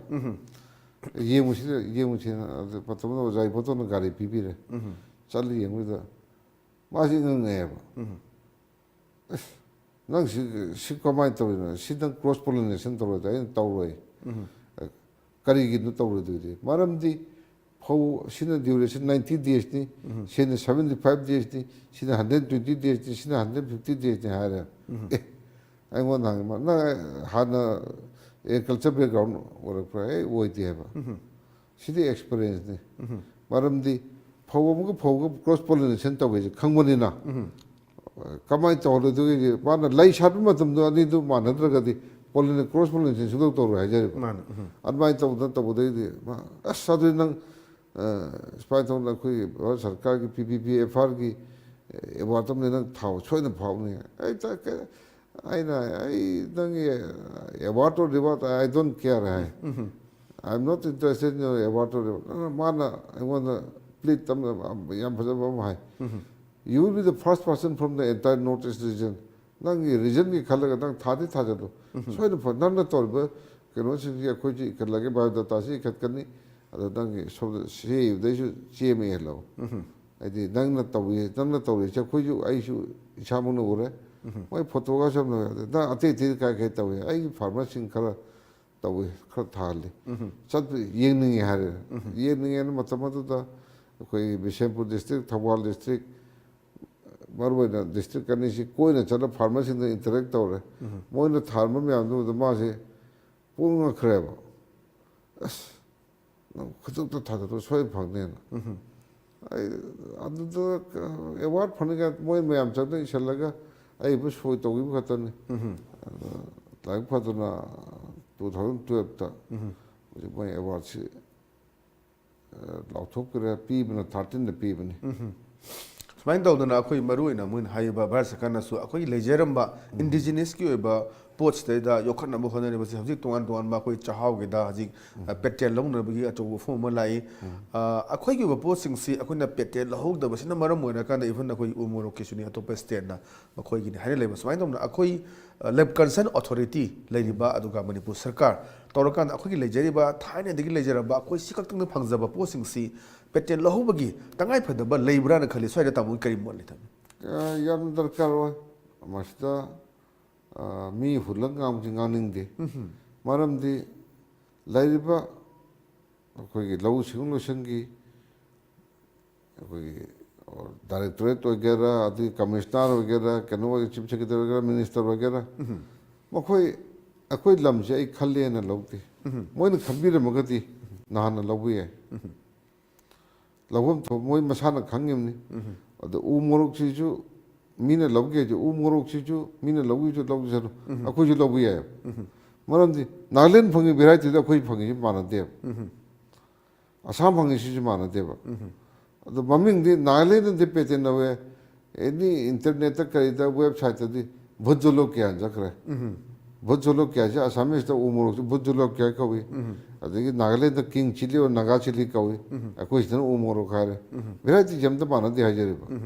ꯑꯗꯨꯃꯥꯏꯅ ꯇꯧꯅ ꯑꯗꯨꯗ ꯅꯠꯇꯦ ꯄꯣꯠ ꯆꯩ ꯇꯧꯕ ꯌꯥꯕ ꯌꯥꯝ ꯂꯩꯔꯤ ꯑꯩꯈꯣꯏ ꯁꯤꯗ ꯇꯤꯡꯈꯪ ꯊꯕꯤ ꯀꯥꯏꯅ ꯁ꯭ꯄꯥꯏꯅꯤ ꯍꯣꯔꯟ ꯃꯦꯂꯟ ꯀꯥꯏꯅ ꯊꯕꯤꯅꯤ ꯑꯐ꯭ꯔꯤꯀꯥꯟ ꯍꯣꯔꯟ ꯃꯦꯂꯟ ꯍꯥꯏꯅ ꯈꯪꯉꯤ ꯃꯁꯤ ꯆꯍꯤ 4-5 ꯃꯃꯥꯡꯗ ꯑꯩ ꯀꯩꯅꯣꯗꯒꯤ ꯊꯦꯡꯅꯔꯛꯄꯅꯤ ꯑꯩꯈꯣꯏꯒꯤ ꯎꯈ꯭ꯔꯨꯜ ꯗꯤꯁꯇ꯭ꯔꯤꯛꯀꯤ ꯀꯥꯝꯖꯣꯡꯗ ꯍꯧꯖꯤꯛꯄꯨꯗꯤ ꯀꯥꯝꯖꯣꯡ ꯗꯤꯁꯇ꯭ꯔꯤꯛ ꯍꯥꯏꯈ꯭ꯔꯦ ꯑꯗꯒꯤ ꯃꯥꯏꯔꯦꯟ ꯑꯉꯧꯕ ꯃꯀꯨꯁꯤꯅ ꯉꯧꯔꯣꯛ ꯉꯧꯕ ꯃꯅꯨꯡꯁꯤꯅ ꯑꯗꯨꯝ ꯃꯥꯏꯔꯦꯟꯗꯣ ꯍꯥꯎꯁꯨ ꯌꯥꯝ ꯍꯥꯎꯕ ꯁꯤꯒꯨꯝꯕ ꯃꯌꯥꯝꯁꯤ ꯊꯤꯖꯤꯟꯕꯤꯕꯁꯤ ꯀꯌꯥ ꯊꯤꯖꯤꯟꯗꯦ ꯑꯗꯩ ꯈꯤꯇꯪ ꯍꯪꯉꯨꯔꯀꯥꯟꯗ ꯑꯩꯈꯣꯏ ꯍꯥꯟꯅ ꯂꯩꯔꯝꯄꯣꯟꯇꯦ ꯍꯦꯛꯇ ꯍꯥꯏꯕꯤ ꯐꯧ ꯃꯈꯜ ꯑꯩꯈꯣꯏꯗ ꯀꯌꯥꯅꯣ ꯂꯩꯕ ꯃꯔꯨ ꯑꯣꯏꯅ ꯇꯝꯄꯥꯛꯀꯤ ꯂꯝꯁꯤ ꯈꯛꯇꯪ ꯈꯜꯂꯦ ꯇꯝꯄꯥꯛ ꯂꯝꯗ ꯂꯩꯔꯝꯃꯤꯁꯤ ꯐꯧ ꯃꯈꯜ ꯀ꯭ꯂꯥꯁꯤꯐꯤꯀꯦꯁꯟ ꯇꯧꯕꯗ ꯑꯣꯖꯥ ꯔꯣꯍꯤꯟꯗ꯭ꯔ ꯀꯨꯃꯥꯔ ꯇꯧꯕꯤꯔꯝꯕꯗꯨꯗꯤ ꯃꯥꯅ ꯄꯥꯏꯕꯅꯤꯅ ꯑꯩꯗꯤ ꯃꯥꯁꯤ ꯂꯥꯏꯅꯦꯅ ꯂꯧꯒꯅꯤ ꯃꯥꯅ ꯃꯥꯒꯤ ꯂꯥꯏꯔꯤꯛꯇꯨꯗꯒꯤꯅꯦ ꯑꯩꯁꯨ ꯏꯁꯥꯗ ꯊꯋꯥꯏ ꯏꯁꯥꯅ ꯏꯟꯗꯤꯖꯤꯅꯁ ꯊꯥꯕ ꯄꯥꯝꯖꯕꯒ ꯃꯗꯨꯒꯤ ꯊꯤꯒꯠꯂꯀꯥꯟꯗꯗꯤ ꯃꯣꯏꯅ ꯍꯥꯞꯄꯤꯔꯝꯗꯕ ꯈꯪꯗꯕ ꯃꯌꯥꯝꯁꯨ ꯌꯥꯎꯔꯝꯃꯦ ꯍꯥꯏꯖꯔꯤꯕ ꯈꯨꯗꯝ ꯑꯣꯏꯅ ꯑꯩꯈꯣꯏ ꯐꯧꯗꯨꯝ ꯑꯃꯨꯕꯤ ꯍꯧꯖꯤꯛꯇꯤ ꯑꯦꯛꯁꯇꯤꯡ ꯑꯣꯏꯈ꯭ꯔꯦ ꯐꯧꯗꯨꯝꯒ ꯆꯞ ꯃꯥꯟꯅꯩ ꯃꯥꯅ ꯃꯀꯨꯗꯣ ꯑꯩꯈꯣꯏ ꯐꯧꯔꯦꯟ ꯃꯨꯕꯤꯗꯧꯅ ꯃꯨꯔꯤ ꯃꯨꯔꯤ ꯇꯧꯕꯗ ꯆꯥꯛꯁꯨ ꯌꯥꯝ ꯍꯥꯎꯕ ꯌꯥꯝ ꯊꯣꯠꯄ ꯁꯨꯃꯥꯏꯅ ꯇꯧꯗꯅ ꯇꯝꯄꯥꯛꯀꯤ ꯐꯧꯁꯤꯡꯁꯤ ꯑꯌꯥꯝꯕ ꯑꯦꯛꯁꯇꯤꯡꯛꯇꯤ ꯑꯣꯏꯔꯦ ꯑꯦꯛꯁꯇꯤꯡ ꯑꯣꯏꯕ ꯍꯥꯏꯕ ꯇꯥꯕꯅꯤ ꯄꯨꯔꯥ ꯑꯦꯛꯁꯇꯤꯡ ꯅꯠꯇ꯭ꯔꯁꯨ ꯑꯣꯜꯃꯣꯁ ꯑꯦꯛꯁꯇꯤꯡ ꯍꯥꯏꯕ ꯇꯥꯕꯅꯤ ꯑꯗꯨꯕꯨ ꯊꯋꯥꯏ ꯌꯥꯎꯕ ꯑꯩꯒꯨꯝꯕ ꯊꯋꯥꯏ ꯌꯥꯎꯕ ꯑꯩꯒꯤ ꯃꯔꯨꯞ ꯃꯄꯥꯡ ꯃꯌꯥꯝꯁꯤꯅ ꯑꯩꯈꯣꯏ ꯍꯣꯠꯅꯃꯤꯟꯅꯗꯨꯅ ꯈꯔꯗꯤ ꯍꯧꯖꯤꯛ ꯌꯣꯛꯈꯠꯂꯛꯏ ꯆꯥꯎꯔꯥꯛꯅ ꯃꯅꯤꯄꯨꯔꯒꯤ ꯂꯧꯐꯝ ꯂꯧ ꯄꯔꯤ 50ꯗꯩꯅ 100 ꯐꯥꯎꯗꯤ ꯑꯩꯈꯣꯏ ꯏꯟꯗꯤꯖꯤꯅꯁ ꯐꯧꯁꯤꯡ ꯊꯥꯕ ꯍꯧꯔꯦ ꯑꯗꯒꯤ ꯆꯥꯛꯍꯥꯎ ꯌꯥꯎꯔꯒꯗꯤ ꯌꯥꯝ ꯌꯥꯝꯈ꯭ꯔꯦ ꯃꯔꯨꯑꯣꯏꯅ ꯑꯩꯈꯣꯏ ꯁꯔꯀꯥꯔꯅꯁꯨ ꯄꯥꯏꯈꯠꯂꯤ ꯍꯧꯖꯤꯛꯇ ꯑꯩꯈꯣꯏꯒꯤ ꯂꯩꯖꯔꯤꯕ ꯂꯝꯁꯤꯗꯤ ꯆꯥꯎꯊꯣꯔꯛꯇꯕ ꯃꯤꯗꯤ ꯅꯣꯡꯃꯒꯤ ꯅꯣꯡꯃꯒꯤ ꯍꯦꯟꯒꯠꯂꯛꯄ ꯃꯗꯨꯅ ꯑꯣꯏꯔꯀꯥꯟꯗ ꯍꯧꯖꯤꯛ ꯇꯣꯉꯥꯟ ꯇꯣꯉꯥꯟꯕ ꯑꯩꯈꯣꯏꯒꯤ ꯔꯥꯏꯁ ꯑꯩꯈꯣꯏꯒꯤ ꯆꯦꯡ ꯃꯈꯜꯁꯤꯡ ꯑꯩꯈꯣꯏ ꯍꯥꯏꯕ꯭ꯔꯤꯠ ꯄꯨꯁꯜꯂꯛꯇꯅ ꯑꯗꯨꯒ ꯑꯩꯈꯣꯏꯒꯤ ꯁꯤꯁꯇꯦꯝꯗ ꯁꯤꯁꯇꯦꯝ ꯑꯣꯐ ꯔꯥꯏꯁ ꯏꯟꯇꯦꯟꯁꯤꯐꯤꯀꯦꯁꯟ ꯀꯣ ꯁꯤꯔꯤ ꯃꯦꯊꯠ ꯀꯥꯏꯅ ꯁꯤꯖꯤꯟꯅꯔꯛꯇꯅ ꯂꯩꯕ ꯃꯌꯥꯝꯁꯤꯗ ꯑꯩꯈꯣꯏꯒꯤ ꯑꯣꯏꯕ ꯂꯩꯖꯔꯤꯕ ꯑꯩꯈꯣꯏꯒꯤ ꯉꯁꯥꯏ ꯇꯥꯃꯣꯅ ꯍꯥꯏꯕꯤꯔꯤꯕ ꯐꯧꯗꯨꯝ ꯑꯗꯨꯒ ꯑꯩꯈꯣꯏꯒꯤ ꯀꯩꯅꯣ ꯃꯌꯥꯝꯁꯤꯡꯁꯤ ꯐꯧꯔꯦꯟ ꯃꯨꯕꯤ ꯃꯌꯥꯝꯁꯤꯡꯁꯤ ꯌꯣꯛꯈꯠꯄꯁꯤꯒ ꯍꯥꯏꯕ꯭ꯔꯤꯠ ꯄꯨꯁꯜꯂꯛꯄꯁꯤꯒ ꯑꯅꯤꯒꯤ ꯑꯩꯈꯣꯏꯒꯤ ꯄꯣꯠꯊꯣꯛꯁꯤꯒ ꯍꯛꯆꯥꯡꯗ ꯀꯥꯟꯅꯔꯛꯄ ꯑꯗꯨꯒ ꯑꯩꯈꯣꯏ ꯂꯩꯖꯔꯤꯕ ꯏꯟꯗꯤꯖꯤꯅꯁꯀꯤ ꯑꯣꯏꯕ ꯐꯧꯁꯤꯡ ꯃꯈꯜꯁꯤ ꯌꯣꯛꯈꯠꯄꯒ ꯀꯔꯝꯕꯅ ꯍꯦꯟꯅ ꯁꯣꯝꯗ ꯃꯥꯏ ꯑꯣꯟꯁꯤꯟꯕ ꯆꯨꯝꯒꯅꯤꯅ ꯈꯜꯂꯤ ꯇꯥꯃꯣ ꯍꯥꯏꯕ꯭ꯔꯤꯠꯁꯤ ꯑꯩꯒꯤ ꯑꯣꯏꯅꯗꯤ ꯏꯁꯥꯒꯤ ꯃꯣꯠꯇꯗꯤ ꯑꯩ ꯁꯨꯄꯥꯝ ꯄꯥꯝꯗꯦ ꯀꯔꯤꯒꯤꯅꯣ ꯍꯥꯏꯕ꯭ꯔꯤꯠꯄꯨ ꯉꯁꯤ ꯃꯅꯤꯄꯨꯔꯗ ꯆꯍꯤ 5-10 ꯂꯥꯏꯅꯥ ꯇꯤꯟꯅꯥꯁꯦ ꯑꯗꯨꯛꯀꯤ ꯃꯇꯤꯛ ꯌꯥꯝ ꯂꯥꯛꯈ꯭ꯔꯦꯕ ꯃꯁꯤ ꯀꯔꯤꯒꯤꯅꯣ ꯍꯥꯏꯕ ꯃꯇꯝꯗ ꯍꯥꯏꯕ꯭ꯔꯤꯠ ꯃꯌꯥꯝꯁꯤ ꯄꯨꯁꯜꯂꯛꯄꯗꯒꯤꯅꯦꯕ ꯃꯔꯝꯗꯤ ꯍꯥꯏꯕ꯭ꯔꯤꯠꯇꯨ ꯄꯨꯁꯜꯂꯕꯅꯤꯅ ꯃꯥꯒꯤ ꯆꯥꯕꯒꯤ ꯆꯤꯟꯖꯥꯛꯇꯨ ꯃꯁꯤꯡ ꯂꯥꯎꯕ ꯍꯦꯜꯂꯦ ꯑꯗꯒꯤ ꯆꯥꯊꯣꯛ ꯍꯦꯟꯅ ꯊꯣꯛꯅꯕ ꯆꯥꯊꯣꯛ ꯍꯦꯟꯅ ꯊꯣꯛꯅꯕ ꯑꯗꯨ ꯊꯣꯛꯕ꯭ꯔꯗꯤ ꯑꯩꯈꯣꯏ ꯁꯤꯗ ꯂꯧꯃꯤꯁꯤꯅ ꯏꯒꯅꯣꯔꯦꯟ ꯑꯣꯏꯕꯅꯤꯅ ꯆꯥꯊꯣꯛꯁꯤꯗꯤ ꯑꯗꯨꯛꯀꯤ ꯃꯇꯤꯛ ꯑꯩꯒꯤ ꯃꯣꯠꯇꯗꯤ ꯊꯣꯛꯇꯦꯅ ꯂꯧꯒꯅꯤ ꯑꯗꯨꯕꯨ ꯊꯣꯛꯇꯕꯁꯤ ꯈꯨꯗꯝ ꯑꯣꯏꯅ ꯍꯥꯏꯕ꯭ꯔꯤꯠꯇ ꯐꯧꯕꯣꯠꯁꯦ 90 ꯐꯪꯉꯦ ꯁꯪꯒꯝ ꯑꯃꯗ 92-93 ꯈꯜꯂꯤ 95ꯁꯨ ꯌꯧꯔꯛꯂꯁꯤ ꯏꯟꯗꯤꯖꯤꯅꯁ ꯔꯥꯏꯁꯇ ꯑꯩꯈꯣꯏ ꯃꯣꯏꯔꯥꯡ ꯐꯧꯁꯤꯗ ꯐꯧꯕꯣꯠ 60 ꯌꯧꯋꯦꯕ SRI ꯃꯦꯊꯠꯇꯗꯤ ꯑꯗꯨꯒ ꯈꯥꯡꯕꯗꯗꯤ ꯍꯌꯦꯡ ꯐꯧꯕꯣꯠ 60 ꯐꯪꯕꯗꯨꯒ ꯐꯧꯕꯣꯠ 95 ꯐꯪꯕꯗꯨꯒ ꯈꯥꯡꯕꯗꯗꯤ ꯐꯧꯕꯣꯠ 60ꯗꯨ ꯍꯦꯟꯅ ꯈꯥꯡꯉꯦꯕ ꯑꯗꯒꯤ ꯃꯥꯔꯀꯦꯠꯇ ꯑꯩꯈꯣꯏꯅ ꯌꯣꯟꯕ ꯃꯇꯝꯗꯁꯨ ꯃꯥꯅ ꯌꯥꯝ ꯍꯦꯜꯂꯦ ꯍꯥꯏꯖꯔꯤꯕ ꯍꯥꯏꯗꯤ ꯚꯦꯂꯨꯁꯤ ꯈꯨꯗꯝ ꯑꯣꯏꯅ ꯃꯩꯇꯩ ꯆꯦꯡꯁꯤ ꯑꯩꯅ ꯊꯥꯜꯂꯤꯁꯤꯡ ꯍꯧꯖꯤꯛ ꯀꯤꯂꯣꯗ 100 ꯌꯣꯜꯂꯤ ꯀꯤꯂꯣꯗ 100 ꯌꯣꯜꯂꯒꯗꯤ ꯃꯥꯅ ꯐꯧꯕꯣꯠ 60 ꯊꯣꯛꯄꯗꯨ 25ꯗ ꯊꯣꯛꯍꯜꯂꯁꯤ 25 ꯊꯣꯛꯄꯗꯨ ꯃꯩꯇꯩ ꯆꯦꯡꯗꯗꯤ ꯍꯧꯖꯤꯛ ꯀꯩꯅꯣꯗꯗꯤ ꯂꯨꯄꯥ 30-35 ꯍꯥꯏꯔꯁꯤ ꯑꯗꯨ 3 times ꯍꯦꯟꯒꯠꯂꯒꯗꯤ ꯃꯁꯥꯅ ꯑꯗꯨ ꯊꯥꯔꯣꯏꯗꯕ ꯃꯔꯝ ꯀꯔꯤꯒꯤꯅꯣ ꯁꯤꯅꯤ ꯑꯩꯅ ꯍꯪꯅꯤꯡꯉꯤꯅ ꯍꯛꯆꯥꯡꯗ ꯀꯥꯟꯅꯕꯒꯤ ꯆꯥꯡꯁꯤ ꯉꯁꯥꯏ ꯂꯥꯛꯏꯕ ꯍꯥꯏꯕ꯭ꯔꯤꯠꯀꯤ ꯐꯧꯗꯨ ꯆꯥꯛ ꯑꯣꯜꯂꯛꯄ ꯆꯥꯕꯗꯨꯒ ꯑꯩꯈꯣꯏꯒꯤ ꯂꯩꯖꯔꯤꯕ ꯐꯧꯔꯦꯟ ꯃꯨꯕꯤ ꯂꯩꯔꯤꯕ ꯑꯗꯨꯒ ꯃꯈꯜ ꯑꯗꯨꯒ ꯂꯩꯔꯤꯕꯁꯤꯡ ꯑꯁꯤ ꯆꯥꯕꯒ ꯈꯦꯠꯅꯕꯁꯦ ꯁ꯭ꯋꯥꯏꯁꯤꯗ ꯀꯔꯤ ꯂꯩ ꯇꯥꯃꯣ ꯃꯁꯤ ꯑꯩꯈꯣꯏꯒꯤꯗꯤ ꯃꯩꯇꯩꯒꯤꯗꯤ ꯉꯁꯥꯏꯒꯤ ꯀꯩꯅꯣ ꯉꯥꯛꯇ ꯆꯥꯅꯤꯡꯕꯅꯤꯅ ꯑꯍꯥꯎꯕ ꯆꯥꯅꯤꯡꯕꯅ ꯍꯥꯏꯕ꯭ꯔꯤꯠꯇꯨ ꯍꯧꯖꯤꯛ ꯍꯥꯏꯕ꯭ꯔꯤꯠ ꯊꯥꯔꯨꯅꯤ ꯌꯣꯝ ꯑꯗꯨꯝ ꯁꯤꯠꯇ꯭ꯔꯦ ꯑꯗꯒꯤ ꯁꯦ ꯍꯥꯏꯕ꯭ꯔꯤꯠꯇꯨꯗ ꯂꯨꯄꯥ 25 ꯁꯤꯠꯄ ꯃꯇꯝꯗ ꯀꯩꯅꯣꯗꯨꯗꯗꯤ ꯍꯥꯏ ꯌꯤꯜꯗꯤꯡ ꯅꯠꯇ꯭ꯔꯒ ꯑꯩꯈꯣꯏ ꯏꯄꯥ ꯏꯄꯨꯒꯤ ꯐꯧꯗꯗꯤ ꯌꯧ ꯁꯤꯠꯂꯦꯗꯅ ꯑꯗꯨꯅ ꯆꯥꯊꯣꯛ ꯍꯦꯜꯂꯦꯗꯅ ꯍꯦꯛꯇ ꯆꯥꯛꯁꯤ ꯐꯪꯕ ꯀꯩꯅꯣꯗꯤ ꯅꯠꯇꯦ ꯍꯥꯏꯖꯔꯤꯕ ꯑꯩꯈꯣꯏꯒꯤ ꯄ꯭ꯔꯗꯛ ꯍꯦꯟꯅ ꯑꯗꯨꯒ ꯃꯥꯒꯤ ꯑꯇꯣꯞꯄꯗ ꯑꯩꯈꯣꯏꯅ ꯑꯦꯛꯁꯄꯣꯔꯠ ꯇꯧꯕ ꯌꯥꯕꯒꯤ ꯄꯣꯠꯇꯨ ꯂꯩꯔꯀꯥꯟꯗꯤ ꯑꯩꯈꯣꯏ ꯍꯥꯏꯕ꯭ꯔꯤꯠꯀꯨꯝꯕ ꯑꯗꯨꯝ ꯁꯤꯖꯤꯟꯅꯕꯗ ꯀꯥꯏꯗꯕ ꯑꯩꯈꯣꯏ ꯍꯛꯆꯥꯡꯗꯗꯤ ꯍꯧꯖꯤꯛ ꯑꯩꯈꯣꯏ ꯂꯩꯔꯤꯕꯁꯤꯡꯁꯤ ꯃꯅꯤꯄꯨꯔꯗ ꯂꯩꯔꯤꯕ ꯄꯤꯄꯜꯁꯤꯡꯁꯤ ꯑꯩꯈꯣꯏ ꯍꯛꯆꯥꯡ ꯃꯄꯥꯟꯒꯤ ꯁꯨꯄꯔꯐꯥꯏꯟ ꯆꯥꯔꯗꯤ ꯑꯩꯈꯣꯏ ꯍꯛꯆꯥꯡ ꯌꯥꯡꯉꯤ ꯑꯗꯨ ꯇꯧꯋꯦꯅ ꯃꯌꯥꯝꯁꯤ ꯀꯩ ꯍꯥꯏꯇꯥꯔꯦ ꯐꯦꯁꯟ ꯑꯃ ꯑꯣꯏꯅꯁꯨ ꯍꯧꯖꯤꯛ ꯌꯥꯝ ꯀꯟꯅ ꯑꯩꯈꯣই ꯁꯨꯄꯔꯐꯥꯏꯟ ꯆꯥꯕꯁꯤ ꯑꯥꯗꯒꯤ ꯂꯥꯛꯄ ꯑꯩꯈꯣꯏ ꯆꯥꯁꯟꯕꯒꯤ ꯁꯨꯄꯔꯐꯥꯏꯟꯅ ꯍꯦꯟꯅ ꯇꯥꯡꯉꯛꯄꯒꯤ ꯄꯣꯠ ꯑꯩꯈꯣꯏ ꯁꯤꯗ ꯎꯕ ꯐꯪꯉꯦ ꯁ꯭ꯋꯥꯏꯁꯤꯗꯤ ꯇꯥꯃꯣ ꯀꯔꯤ ꯃꯣꯠꯂꯤ ꯁꯥꯏ ꯁꯨꯄꯔ ꯐꯥꯏꯟꯁꯦ ꯌꯦꯡꯕꯤꯌꯨ ꯁꯨꯃꯥꯏꯅ ꯀꯞ ꯑꯃꯃꯝ ꯊꯝꯕꯇ ꯌꯦꯡꯕꯤꯌꯨ superfine plate am thambiu meti cheng plate tham thamam thambiu superfine du di kan to ra do meti cheng du di khoi gi tin kar kan ya je ba adun pharag yam tar je adun ajai keno du di tin karam ni na adun superfine adun ta bu di moi hidak chai ra ham na hidak chai bu tu khoi di ignorant no ba khoi mi ignorant na dum sin pugyang na dum sanai ha jere ba masidi expert sin na adun de pa sin hai ba du da Ramaguna yamna akhoi thagangai oibiri se akhoi jeri se akhoi gi phau oxygen natana akhoi tongan ba medicinal aromatic plants sing asi puktokna madudagi tongan mayam su kanna preservation tawna be kanna akhoi gi amap kon kai linkhat bedana pauta ji kari akhoi gi lejriba indigenous plants sing asi lokhat patangai phadaba akhoi kitang tawbuda lok ta tawra su akhoi mana je ga kitang ta aga manam da namada phaba kari lakhat pasum su leim thambi huju ki wa nai ji aroma mission na Center for Scientific and National Research CSIR NIS Notice Institute of Science and Technology का MOU में sign तो नहीं मरुएना साइट्रोनेला देखिए lemon grass से था बगी अभी मखाद patchouli out में हायर बेसिक अमना हाउना है बनी अमना चारोट साइट्रोनेला इसना हाउना नहीं देखिए लेमन ग्रास ना चारोट नहीं पचौली इसना कोई खामेला संग्रही मन नम्सिने हायर बेसिक जी चारोनो हो जी लोग परी फार्मर ग्रुप तरुक तरह से थाबा हो रहा है फार्मर ग्रुप तरुक तरह से थारे से लोग ग्रुप अमम ना मी यांखे न चमन बनी मसी लोग परी चंगा थार गति मखोइदा कोई ना मोई थाव सुमन बा तकी करो तो होगी दमुक्तर हाउगी प्रोजेक्ट हाउ तो गाय है तारे थाबा हो रहा है थाव सुमन ट्रायल हो रहा है अदना मसी लम लेरगदी सिगी चाहिए MOU साइन तो से लोग पर से था मतलब फॉर एग्जांपल थाव दा लिटर टोन मंगा लोगे तरा लोगे हरे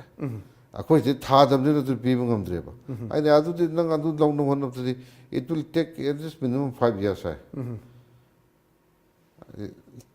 lam do lek tamne na se matam da ai na ha ma training chalo khon tham tam de liter de lupa sahung gapi hojikti lising me matak ta lak wholesale price to ba jere ba akhoi gi variety se kya mulai tamo haji maroina medicinal plants sing se haji ki ahum dudang tawbra te toppa atopa tobu yam dai aduna aromatic plants ne insan manum nusi pami ne insan pam de ne aduna ta pese mayam dai are manipur de introduce to kadagi su to ya to makhal manum nusi pa palmer roja for example palmer roja ja khoi se kari have no khang de sida han phang da ju khang da adigi to pami di am lai gre haji kari product putok bosi kari putok pa leire me am da dum market sum phang ba market ta ju puthoi si paru na lemon grass ne ko ne charo tha ji ne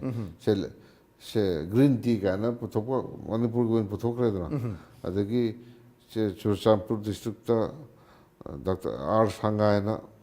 kano farmer na mana puthoi si ma chahi mata sauram na koi ki ton ani upa puthoi lemon grass ka ta ne adu Citronella ke koi thanba ho buta ngai na koi si chahi ahum tu changi ni yam nak pata koi ngarian gi se thaba ho ra andagi Bishampur gi se thaba ho ra andagi hairo ki khara mata ka koi gi hojik Chandel district hai dore Tenugol district hai adu khang ga chai jaga sta lapur changa gi area du thaba ho buta ngai ri maram di farmer mom da group mom da aham da koi bi ji kanu khata na ba kari lau pari amamam gi chara da maram di chara du lau puri yankhe char pi du adu yam nungai ba ma di koi charo na to ke noi di pambi slip kawi pambi amamam da tha gi bisna within tha umari da di ase panung ji macha ji tara kun ku thra pu yawe adi khara lehau phob jaga da di tha manga da di ꯃꯆꯥꯁꯤ ꯅꯤꯐꯨ ꯌꯥꯡꯈꯩ ꯄꯣꯛꯂꯛꯑꯦꯕ ꯃꯆꯥ ꯅꯤꯐꯨ ꯌꯥꯡꯈꯩ ꯄꯣꯛꯂꯛꯄꯅꯤꯅ ꯃꯗꯨꯗꯒꯤ ꯁꯦꯠꯇꯣꯛꯑꯒ ꯑꯃꯨꯛ ꯊꯥꯗꯣꯛ ꯃꯇꯝꯗ ꯆꯍꯤ ꯊꯋꯥꯏ ꯌꯥꯎꯔꯒꯗꯤ ꯆꯍꯤ ꯑꯅꯤꯗ ꯑꯗꯨꯝ ꯂꯧ ꯄꯔꯤ ꯆꯥꯝꯃꯔꯤ ꯆꯥꯝꯃꯉꯥꯗꯨꯗꯤ ꯏꯀꯣꯝ ꯀꯣꯝꯅ ꯑꯗꯨꯝ ꯌꯧꯕ ꯉꯝꯅꯤ ꯍꯥꯏꯖꯔꯤꯕ ꯃꯔꯨꯑꯣꯏꯅ ꯇꯥꯃꯣ ꯑꯩꯈꯣꯏꯒꯤ ꯏꯁꯤꯡꯒꯤ ꯂꯝꯁꯦ ꯑꯩꯈꯣꯏꯒꯤꯗ ꯏꯁꯤꯡꯒꯤ ꯂꯝꯕꯤꯁꯦ ꯑꯩꯈꯣꯏꯒꯤ ꯃꯔꯨꯑꯣꯏꯅ ꯑꯩꯈꯣꯏ ꯅꯦꯆꯔꯦꯜꯗ ꯗꯤꯄꯦꯟ ꯇꯧꯕꯅ ꯃꯔꯝ ꯑꯣꯏꯔꯒ ꯑꯩꯈꯣꯏꯒꯤ ꯃꯇꯨꯡ ꯏꯟꯅ ꯑꯩꯈꯣꯏ ꯂꯧꯎ ꯁꯤꯡꯎ ꯊꯕꯛꯀꯤ ꯆꯍꯤ ꯃꯁꯤꯗꯩꯗ ꯑꯩꯈꯣꯏ ꯊꯥ 6ꯁꯤ ꯍꯥꯡꯉꯒ ꯂꯩꯕ ꯂꯧꯕꯨꯛꯁꯤꯡꯁꯦ ꯁꯤꯗꯩꯗ ꯑꯩꯈꯣꯏ ꯀꯔꯤ ꯇꯧꯔꯒꯗꯤ ꯁꯔꯀꯥꯔꯒꯤ ꯁꯥꯏꯠꯇꯒꯤ ꯀꯔꯤ ꯇꯧꯍꯟꯅꯤꯡꯕ ꯑꯦꯖ ꯑꯦ ꯐꯥꯔꯃꯔ ꯑꯃ ꯑꯣꯏꯅ ꯑꯗꯨꯒ ꯐꯥꯔꯃꯔ ꯃꯌꯥꯝ ꯑꯃ ꯌꯣꯛꯈꯠꯂꯤꯕꯅ ꯀꯃꯥꯏꯅ ꯇꯧꯔꯒ ꯑꯩꯈꯣꯏꯒꯤ ꯄꯣꯠꯊꯣꯛ ꯍꯦꯟꯒꯠꯅꯕ ꯅꯠꯇ꯭ꯔꯒ ꯑꯥꯏꯗꯔ ꯁꯤꯒꯤ ꯀꯦꯁ ꯀ꯭ꯔꯣꯞ ꯇꯧꯒꯗ꯭ꯔꯥ ꯅꯠꯇ꯭ꯔꯒꯅ ꯍꯧꯖꯤꯛ ꯑꯦꯔꯣꯃꯦꯇꯤꯛ ꯄ꯭ꯂꯥꯟꯁꯤꯡ ꯊꯥꯒꯗ꯭ꯔꯥ ꯃꯦꯗꯤꯁꯤꯅꯦꯜ ꯄ꯭ꯂꯥꯟ ꯊꯥꯒꯗ꯭ꯔꯥ ꯃꯁꯥꯁꯤꯗ ꯀꯔꯤ ꯑꯣꯏꯔꯦ ꯇꯝꯄꯥꯛꯀꯤ ꯂꯝꯗꯗꯤ ꯑꯦꯔꯣꯃꯦꯇꯤꯛ ꯅꯠꯇ꯭ꯔꯒ ꯃꯦꯗꯤꯁꯤꯅꯦꯜ ꯄ꯭ꯂꯥꯟ ꯊꯥꯍꯟꯅꯤꯡꯗꯦ ꯃꯔꯝꯗꯤ ꯑꯩꯈꯣꯏ ꯇꯝꯄꯥꯛ ꯂꯝꯁꯤ ꯌꯥꯝ ꯄꯤꯛꯄꯅꯤꯅ ꯑꯩꯈꯣꯏꯒꯤ ꯐꯧ ꯈꯛꯇꯪꯅ ꯌꯥꯗꯕꯅ ꯐꯧ ꯂꯣꯏꯔꯒ ꯍꯧꯖꯤꯛꯁꯤ ꯐꯧ ꯂꯣꯏꯕꯒꯤ ꯖꯒꯥ ꯌꯥꯝ ꯌꯥꯎꯔꯦ ꯐꯧ ꯂꯣꯏꯔꯒ ꯂꯣꯏ ꯀꯪ ꯂꯣꯏ ꯂꯩ ꯃꯔꯝꯗꯤ ꯅꯣꯡ ꯈꯔ ꯋꯥꯠꯂꯦ ꯏꯁꯤꯡ ꯂꯩꯇꯦ ꯆꯦꯗꯗꯤ ꯑꯩꯅ ꯈꯪꯖꯕꯗ ꯐꯅ ꯄꯨꯈ꯭ꯔꯤꯒꯥꯁꯦ ꯐꯅꯌꯥꯝ ꯇꯧꯈ꯭ꯔꯦ ꯃꯅꯤꯄꯨꯔꯒꯤ ꯑꯦꯒ꯭ꯔꯤꯀꯜꯆꯔ ꯗꯤꯄꯥꯔꯠꯃꯦꯟ ꯇꯧꯈ꯭ꯔꯦ ꯄꯨꯈ꯭ꯔꯤꯁꯤ ꯃꯁꯛꯇꯤ ꯀꯌꯥꯝ ꯂꯩꯔꯝꯒꯗꯧ ꯈꯪꯗꯦ ꯁꯦ ꯆꯥꯝꯃ ꯐꯥꯅ ꯂꯩꯔꯝꯗꯧ ꯃꯥꯟꯗꯦ ꯄꯨꯈ꯭ꯔꯤꯗꯤ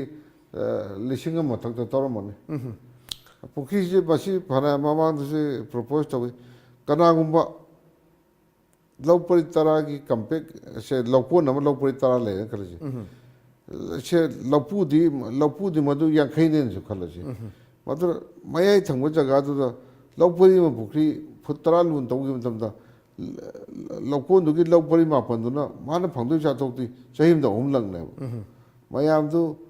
ꯑꯗꯨꯗ ꯑꯩꯈꯣꯏꯁꯦ ꯀꯣꯑꯣꯄꯔꯦꯁꯟ ꯀꯩꯅꯣ ꯖꯣꯏꯟ ꯀꯣꯑꯣꯄꯔꯦꯁꯟ ꯃꯨꯚꯃꯦꯟ ꯍꯥꯏꯒꯗ꯭ꯔꯥ ꯑꯩꯈꯣꯏꯒꯤ ꯀꯣꯑꯣꯄꯔꯦꯇꯤꯚ ꯀꯤ ꯊꯕꯛ ꯇꯧꯕꯁꯤ ꯏꯋꯥꯠ ꯋꯥꯠꯂꯦ ꯍꯥꯏꯕ ꯇꯥꯏ ꯃꯁꯤ ꯈꯤꯇꯪ ꯋꯥꯠꯇ꯭ꯔꯒꯗꯤ ꯆꯍꯤ ꯆꯨꯞꯄ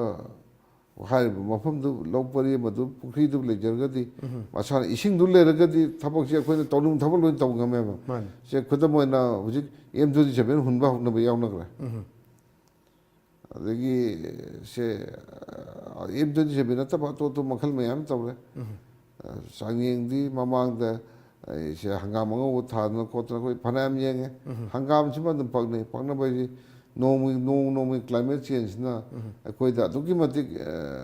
ꯏꯐꯦꯛ ꯇꯧꯔꯦ ꯑꯗꯨꯗꯤ ꯖꯤꯔꯣ ꯇꯤꯂꯦꯖꯀꯤ ꯖꯤꯔꯣ ꯇꯤꯂꯦꯖꯇꯩꯗ M27 ꯃꯅꯤꯄꯨꯔꯗ ꯑꯗꯩ ꯏꯟꯗꯤꯌꯥꯒꯤ ꯁꯥꯏꯟꯇꯤꯁꯁꯤꯡꯗꯤ ꯅꯣꯏ M27ꯗꯨ ꯃꯗꯨ ꯑꯥꯎꯠꯗꯦꯇꯦꯠ ꯇꯧꯗ ꯃꯗꯨ ꯁꯤꯟꯗꯣꯛ ꯍꯥꯏ ꯃꯅꯤꯄꯨꯔ ꯊꯥ ꯃꯇꯝꯗ ꯍꯧꯖꯤꯛꯁꯨ M27ꯅ ꯑꯇꯩ ꯑꯇꯣꯞꯄ ꯚꯦꯔꯥꯏꯇꯤꯗꯩꯗꯤ ꯃꯥ ꯆꯥꯊꯣꯛ ꯍꯦꯟꯅ ꯐꯪꯉꯦꯕ ꯍꯪꯒꯥꯝ ꯃꯔꯨ ꯊꯥꯎ ꯁꯨꯡꯕ ꯌꯥꯕ ꯍꯪꯒꯥꯝ ꯃꯔꯨ ꯑꯗꯨꯅꯤ ꯂꯣꯏꯁꯤꯜꯂꯛꯄꯗ ꯇꯥꯃꯣ ꯃꯔꯨꯑꯣꯏꯅ ꯑꯩꯈꯣই ꯃꯅꯤꯄꯨꯔ ꯁꯔꯀꯥꯔꯒꯤ ꯃꯔꯤ ꯂꯩꯅꯕ ꯗꯤꯄꯥꯔꯠꯃꯦꯟꯁꯤꯡ ꯑꯗꯨꯒ ꯂꯩꯔꯤꯕꯁꯤꯡꯁꯤꯅ ꯑꯩꯈꯣꯏ ꯂꯩꯖꯔꯤꯕ ꯑꯩꯈꯣꯏꯒꯤ ꯏꯟꯗꯤꯖꯤꯅꯁꯀꯤ ꯑꯣꯏꯕ ꯐꯧ ꯃꯈꯜꯁꯤꯡ ꯑꯗꯨꯒ ꯂꯩꯔꯤꯕꯁꯤꯡ ꯑꯁꯤ ꯌꯣꯛꯈꯠꯅꯕ ꯍꯣꯠꯅꯕꯗ ꯀꯔꯝꯍꯥꯏꯅ ꯇꯧꯅ ꯄꯨꯛꯆꯦꯜ ꯁꯦꯡꯅ ꯀꯔꯤ ꯇꯧꯕ ꯗꯔꯀꯥꯔ ꯑꯣꯏ ꯑꯗꯨꯒꯤ ꯋꯥꯐꯝꯗꯨꯗꯪ ꯊꯝꯕꯤꯌꯨ ꯇꯦꯟꯇꯛꯅ ꯃꯁꯤ ꯃꯔꯨꯑꯣꯏꯅ ꯃꯈꯣꯏꯅ ꯇꯧꯕꯤꯒꯦꯗꯤ ꯀꯩꯁꯨ ꯂꯩꯇꯦ ꯗꯤꯁꯇ꯭ꯔꯤꯛ ꯑꯦꯒ꯭ꯔꯤꯀꯜꯆꯔ ꯑꯣꯐꯤꯁꯥꯔꯁꯤꯡꯒꯤ ꯃꯇꯤꯛ ꯆꯥꯕꯁꯤꯡ ꯊꯝꯕꯤꯔꯒ ꯃꯣꯏꯅ ꯐꯖꯅ ꯌꯦꯡꯁꯤꯟꯕꯤꯔꯒ ꯅꯣꯏ ꯁꯤꯃ ꯇꯧꯗꯕ ꯌꯥꯗꯦ ꯏꯟꯗꯤꯖꯤꯅꯁ ꯚꯦꯔꯥꯏꯇꯤ ꯌꯣꯛꯈꯠꯇ ꯌꯥꯗꯦꯁꯤ ꯉꯁꯤꯐꯥꯎ ꯍꯥꯏꯕꯤꯗ꯭ꯔꯤꯑꯕ ꯏꯟꯗꯤꯖꯤꯅꯁ ꯚꯦꯔꯥꯏꯇꯤ ꯌꯣꯛꯈꯠꯅꯕꯒꯤꯗꯃꯛꯇ ꯃꯣꯏꯅ ꯁ꯭ꯀꯤꯝ ꯁꯦꯝꯕꯁꯤ ꯁꯔꯀꯥꯔꯒꯤ ꯃꯊꯧꯅꯤ ꯃꯁꯤ ꯑꯩꯈꯣꯏ ꯂꯦꯃꯦꯟ ꯑꯩꯈꯣꯏ ꯐꯥꯔꯃꯔꯒꯤ ꯃꯊꯧ ꯅꯠꯇꯦ ꯆꯍꯤ ꯑꯃꯗ ꯂꯧ ꯄꯔꯤ 50ꯗ ꯏꯟꯗꯤꯖꯤꯅꯁ ꯚꯦꯔꯥꯏꯇꯤ ꯌꯣꯛꯈꯠꯇ ꯌꯥꯗꯦ ꯃꯇꯝꯗ ꯑꯩ ꯀꯩꯅꯣꯝ ꯍꯥꯏꯖꯒꯦ ꯏꯟꯗꯤꯖꯤꯅꯁ ꯚꯦꯔꯥꯏꯇꯤꯗꯨ ꯂꯩꯇꯅ ꯍꯥꯏ ꯌꯤꯜꯗꯤꯡ ꯚꯦꯔꯥꯏꯇꯤ ꯁꯦꯝꯕ ꯌꯥꯔꯣꯏ ꯍꯥꯏ ꯌꯤꯜꯗꯤꯡ ꯚꯦꯔꯥꯏꯇꯤꯗꯨ ꯂꯩꯇꯅ ꯍꯥꯏꯕ꯭ꯔꯤꯠ ꯁꯦꯝꯕ ꯌꯥꯔꯣꯏ ꯃꯁꯤ ꯑꯩꯈꯣꯏꯒꯤ ꯑꯗꯨꯅꯅꯦ ꯑꯩꯅ ꯉꯁꯥꯏꯁꯨ ꯍꯥꯏꯖꯈꯤꯕ ꯁꯦ ꯃꯔꯨꯑꯣꯏꯅ ꯃꯁꯤ ꯑꯦꯒ꯭ꯔꯤꯀꯜꯆꯔ ꯗꯥꯏꯔꯦꯛꯇꯔ ꯃꯊꯧꯅꯤ ꯀꯃꯤꯁꯅꯔ ꯃꯊꯧꯅꯤ ꯁꯦꯀ꯭ꯔꯦꯇꯔꯤ ꯑꯣꯔ ꯋꯥꯇꯦꯕꯔ ꯁꯦ ꯃꯟꯇ꯭ꯔꯤ ꯁꯤ ꯃꯈꯣꯏ ꯃꯊꯧꯅꯦꯕ ꯁꯤ ꯑꯩꯈꯣꯏꯅ ꯈꯨꯗꯨꯝ ꯊꯤꯜꯂꯒ ꯇꯥꯛꯑꯒꯁꯨ ꯑꯩꯅ ꯉꯁꯤ ꯃꯌꯥꯝ ꯃꯥꯡꯗ ꯍꯧꯖꯤꯛ ꯑꯩꯈꯣꯏꯅ ꯁꯦ ꯇꯤꯚꯤꯒꯤ ꯁꯦ ꯈꯨꯠꯊꯥꯡꯗ ꯍꯥꯏꯔꯒꯁꯨ ꯍꯌꯦꯡ ꯉꯁꯤ ꯅꯤꯡꯁꯤꯡꯉꯨꯅꯤ ꯍꯌꯦꯡ ꯑꯗꯨꯝ ꯀꯥꯎꯅꯤ ꯍꯥꯏꯖꯔꯤ ꯃꯁꯤ ꯃꯣꯏ with dedication agriculture minister agriculture commissioner agriculture director ꯑꯍꯨꯝꯁꯤꯅ ꯊꯕꯛꯇꯨ ꯅꯤꯌꯣꯝ ꯈꯤꯇꯪ ꯆꯨꯝ ꯇꯧꯈꯤꯕ ꯃꯇꯝꯗ ꯃꯅꯤꯄꯨꯔꯁꯤ ꯑꯗꯨꯛꯀꯤ ꯃꯇꯤꯛ ꯊꯨꯅ ꯆꯥꯎꯈꯠꯄ ꯉꯝꯒꯅꯦꯕ ꯌꯥꯝ ꯅꯨꯡꯉꯥꯏꯖꯩ ꯇꯥꯃꯣ ꯆꯤꯜꯂ ꯃꯇꯝ ꯀꯥꯏꯊꯣꯛꯄꯤꯔꯀꯥꯟꯗ ꯉꯁꯤ Times of Manipur copy with Times of ꯃꯅꯤꯄꯨꯔꯗ ꯂꯦꯡꯕꯤꯔꯛꯇꯅ ꯃꯔꯨꯑꯣꯏꯅ ꯑꯩꯈꯣꯏ ꯃꯅꯤꯄꯨꯔꯗ ꯀꯃꯥꯏꯅ ꯇꯧꯗꯅ ꯏꯟꯗꯤꯖꯤꯅꯁꯀꯤ ꯂꯩꯔꯤꯕ ꯄꯣꯠꯁꯛꯁꯤꯡ ꯑꯩꯈꯣꯏꯒꯤ ꯄꯣꯠꯂꯝꯁꯤꯡ ꯑꯁꯤ ꯌꯣꯛꯈꯠꯀꯗꯒꯦ ꯍꯦꯟꯅ ꯃꯁꯤ ꯄꯥꯛꯊꯣꯛ ꯆꯥꯎꯊꯣꯛꯅ ꯍꯣꯠꯅꯒꯗꯒꯦ ꯍꯥꯏꯕꯗ ꯌꯥꯝꯅ ꯄꯨꯛꯅꯤꯡ ꯆꯪꯅ ꯍꯣꯠꯅꯕꯤꯕꯒꯤꯗꯃꯛꯇ ꯑꯩꯈꯣꯏꯒꯤ ꯒꯚꯔꯟꯃꯦꯟꯠ ꯑꯣꯐ ꯏꯟꯗꯤꯌꯥꯅꯁꯨ ꯁꯛꯈꯪꯕꯤꯗꯅ ꯑꯦꯋꯥꯔꯗ ꯄꯤꯕꯤꯔꯛꯄ ꯑꯗꯨꯒ ꯂꯣꯏꯅꯅ ꯑꯩꯈꯣꯏ ꯁ꯭ꯇꯦꯠꯀꯤ ꯑꯣꯏꯅꯁꯨ ꯌꯥꯝꯅ ꯑꯆꯧꯕ ꯊꯧꯗꯥꯡ ꯂꯧꯕꯤꯕꯒꯤꯗꯃꯛ ꯇꯥꯏꯝꯁ ꯑꯣꯐ ꯃꯅꯤꯄꯨꯔꯒꯤ ꯃꯥꯏꯀꯩꯗꯒꯤ ꯇꯨꯡꯗꯁꯨ ꯍꯦꯟꯅ ꯃꯥꯏ ꯄꯥꯛꯄ ꯑꯣꯏꯕꯤꯌꯨ ꯍꯥꯏꯕ ꯋꯥꯐꯝꯗ ꯊꯝꯖꯔꯒ ꯑꯩꯈꯣꯏ ꯀꯥꯏꯅꯅꯕ ꯅꯤꯖꯔꯤ ꯇꯥꯃꯣꯗꯒꯤ ꯉꯁꯤꯒꯤꯗꯤ Coffee with Times of Manipur matang ase do sinjare ming tabiri bu singbu amukha na khuram jabgal na kanin me thang jare